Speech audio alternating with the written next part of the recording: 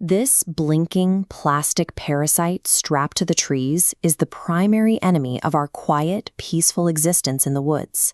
50 years ago, avoiding humans was effortless. In the 1970s, they stomped through our valleys in bright, heavy fabrics, carrying on loud conversations. You could smell them from a ridge away and simply step behind a pine tree until they passed. Their mechanical eyes were primitive too.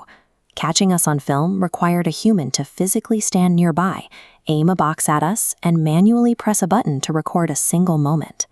Those lazy days are over.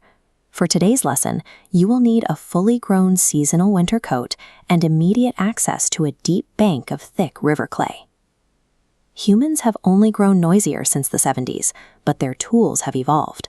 They now strap automated, unblinking eyes to the trees and walk away.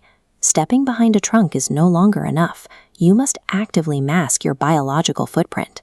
Never walk blindly over a ridge.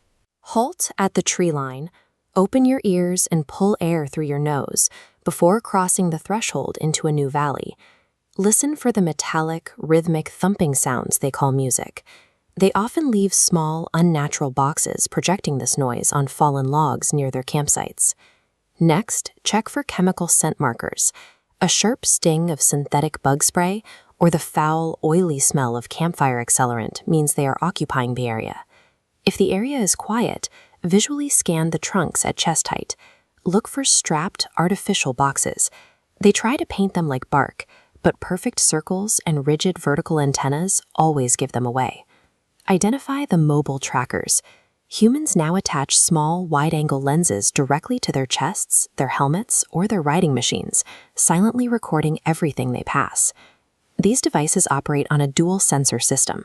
One lens captures visible light, like a human eye. The other reads radiated heat, sensing the thermal energy of living blood. Standing perfectly still in the shadows only hides you from the light sensor. If your heart is beating, the thermal sensor sees a glowing biological beacon in the dark. To defeat the thermal sensor, you require thick insulation. Locate a high clay riverbank and harvest the deepest mud. Reject anything mixed with sand or rotting leaves. Test the structure in your palm by squeezing it. The excess water must drip out until you hold a dense lump that keeps its shape. Watery mud is useless. It dries out within minutes, cracks off your shoulders, and instantly exposes your thermal hotspots to the woods. Apply the solid clay forcefully. Drive it past your long guard hairs and pack it deeply into the dense winter undercoat right against the skin. This diagram shows your primary heat exhaust zones. The chest, armpits, and face vent core temperatures, demanding thick application. Watch the shoulders cool. Do not make the mistake of leaving them bare for grooming. Cover them completely. You will know you applied it correctly when your skin feels uncomfortably cold against the breeze. That means your body heat is trapped firmly inside. A perfectly sealed coat of mud erases you from the thermal spectrum. You transition from a glowing target to a cold, invisible rock. Once you successfully neutralize the thermal threat, you must alter your kinetic movement to bypass the high-definition light sensors. The golden rule of daylight navigation is continuous cover. You step out of one canopy shadow only to immediately place your foot into the next. If you suspect a lens is watching the area, never allow a direct beam of sunlight to strike your fur. This schematic details the geometric trap. A strapped sensor projects a wide, invisible trigger zone. Walking upright alerts the machine. For open gaps, use the blur technique to route smoothly underneath the trigger threshold. Compress your body below a human's chest height. Move with absolute, unbroken fluidity. Do not pause until you reach the far brush.